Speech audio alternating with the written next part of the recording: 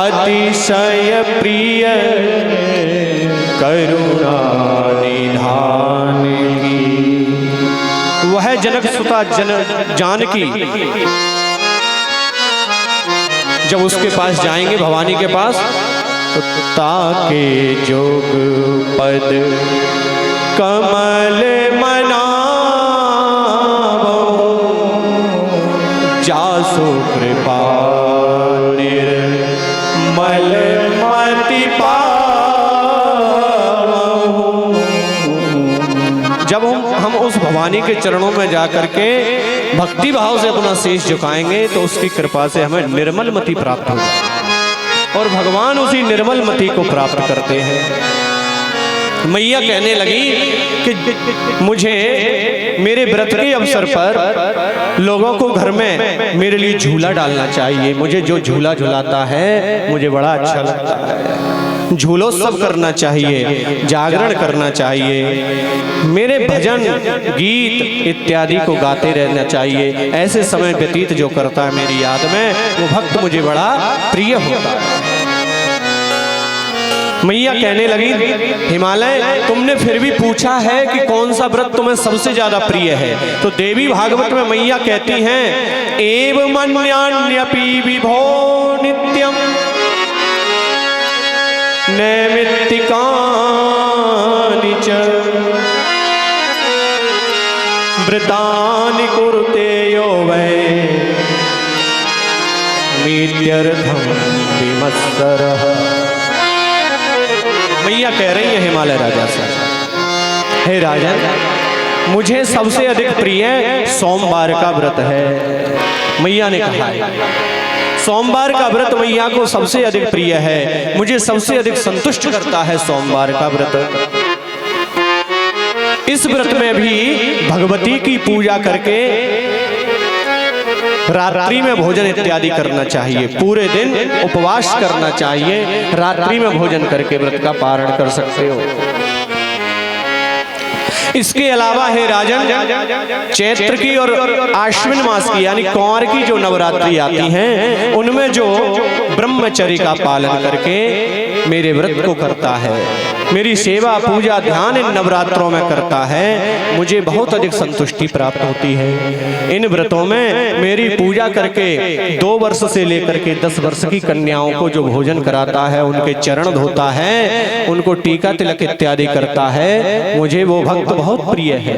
उन कन्याओं को इच्छित वस्तु का दान करता है, वो भक्त मुझे बहुत प्रिय है। मैया रानी आगे कहने लगी, और भी व्रत है मेरे लिए जो मुझे संतुष्ट करते हैं। मनुष्य राग द्वेष से रहित होकर के श्रावण मास में अगर मेरे लिए व्रत करता है, श्रावण के महीने में मुझे पूजता है, तो मुझे बहुत अधिक संतुष्टि प्राप्त होती है। श्रावण के महीने में जो भक्त मुझे झूला झुलाता है, मैं बड़ी प्रसन्न होती हूँ। देवी भागवत में मैया कह रही है, श्रावण का व्रतोत्सव मुझे बहुत प्रिय है। कहने लगी मैया, हे राजन हिमालय, मेरी पूजा 2 प्रकार की है। एक मेरी पूजा बाह्य है, दूसरी आभ्यंतर है। बाहरी पूजा भी 2 प्रकार की है, एक वैदिक विधि से की जाती है और दूसरी तांत्रिक विधि से की जाती है।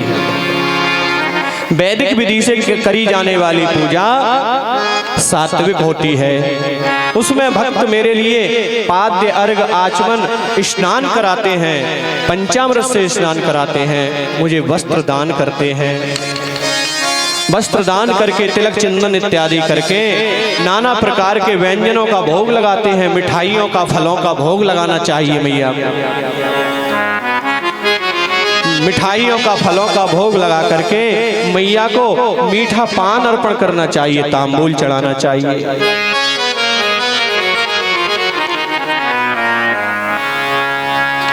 जो भक्त इस प्रकार से आचरण करते हैं वो माता रानी को बहुत प्रिय होते हैं। सात्विक पूजा सभी प्रकार के फलों को प्रदान करने वाली है। सात्विक पूजा से मनुष्य को आत्म संतुष्टि होती है। सात्विक पूजा वैदिक पूजा सतोगुण से परिपूर्ण होती है। जो तांत्रिक पूजा करते हैं तांत्रिक पूजाओं में बलि इत्यादि का विधान है, बलियां दी जाती हैं।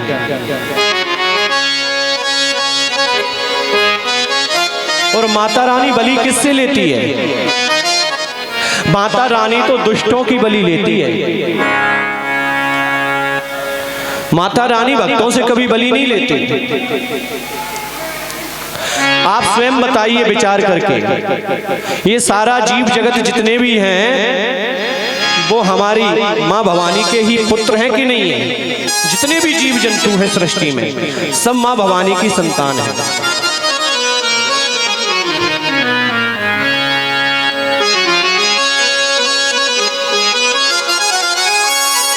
हमें सृष्टि में जितना भी दृष्टिगोचर हो रहा है वो सब भवानी की ही संतान है। तो माँ भवानी एक बच्चे से दूसरे बच्चे की बलि कैसे ले सकती है? आए दिन हम माँ भवानी पर कभी बकरा काट के चढ़ाते हैं, कभी मुर्गा काट करके चढ़ाते हैं। ये कहीं की नीति नहीं है, बहुत गलत हो जाता है। उनमें भी प्राण है, वो भी माँ भवानी की पैदा की हुई संतान है।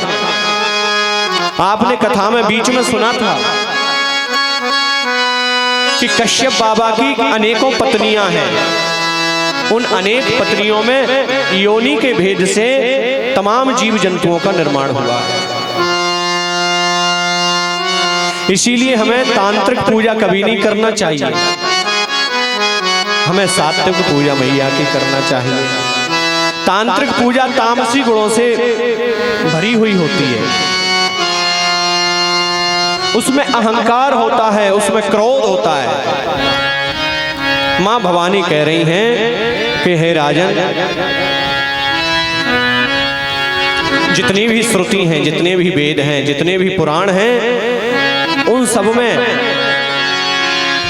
केवल और केवल मैं ही सभी भक्तों का पालन पोषण करती हुई दिखाई देती हूँ। इसीलिए इस सृष्टि में, जगत में मनुष्य को सब कुछ त्याग करके केवल और केवल मेरा भजन करना चाहिए, मेरा नाम स्मरण करना चाहिए। क्योंकि ये मनुष्य का जीवन बड़े भाग्य से मिलता है। 99 लाख योनियां हैं, 84 लाख योनियां हैं। 84 लाख योनियों में भटकने के बाद में तब कहीं जाकर के मानव शरीर मिलता है।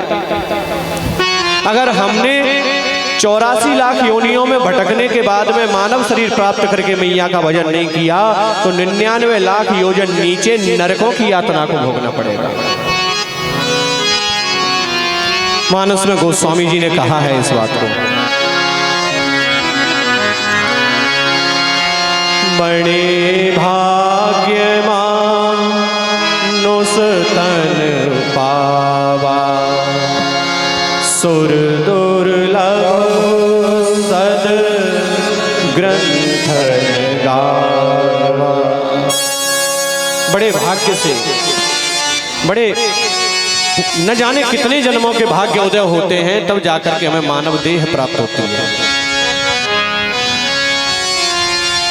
ऐसे ही नहीं हो जाती मानव देह प्राप्त। और ये मानव शरीर कल आपको बताया था, ये साधन है मोक्ष प्राप्त करने का। ये मानव शरीर एक चाबी है, जिसे एक तरफ घुमाओगे तो ताला लग जाएगा, दूसरी तरफ घुमाओगे तो ताला खुल जाएगा। अब तुम्हें अपने मोक्ष के दरवाजे का ताला खोलना है कि लगाना है, फैसला आपके हाथ में है। साधन धाम मोक्ष कर द्वारा, साधन धाम मोक्ष कर द्वारा, साधन धाम मोक्ष कर द्वारा, साधन धाम मोक्ष कर द्वारा, साधन धाम मोक्ष कर द्वारा, साधन धाम मोक्ष कर द्वारा, पाए न जेहि पर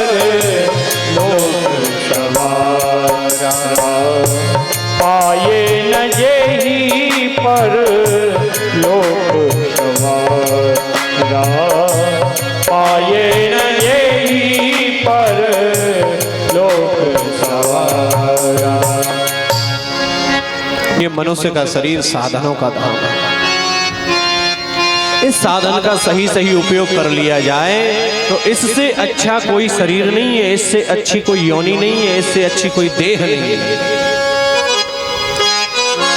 और अगर हम इसका दुरुपयोग करते हैं, इसको व्यर्थ के कामों में लगाते हैं, भोग विलास में जीवन व्यतीत करते हैं, तो इससे बुरी कोई देह नहीं है। फिर तो केवल ये हाड़ मांस का पुतला है जो मलमूत्र आदि से भरा हुआ है। हमने मानव शरीर धारण किया है, उसका धर्म क्या है? उसका केवल और केवल एक ही धर्म है, देह धरे कर यह फल भाई,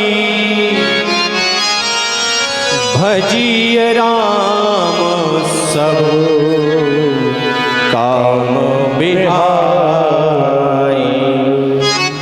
मनुष्य शरीर धारण करने का केवल और केवल एक ही धर्म है कि हमें 1000 काम छोड़ करके भगवान के नाम का स्मरण करना चाहिए। जब सुबह उठते हो ना तो 100 काम छोड़ करके स्नान करना चाहिए, 1000 काम छोड़ करके भोजन करना चाहिए, और 1,00,000 काम छोड़ करके भगवान के नाम को स्मरण करना चाहिए।